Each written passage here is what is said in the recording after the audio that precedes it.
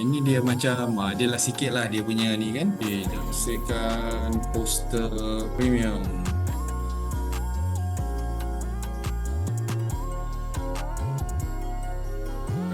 Tengok laju lah berbanding dengan Gemini. Saya tengok macam Grok image generator ni macam saya dah macam aduh lah.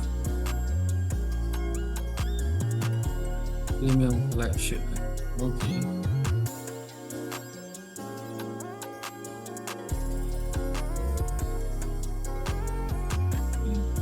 Okay. Okay, mari kita tengok sahabat lain. Oh, siap macam ni apa dia buat?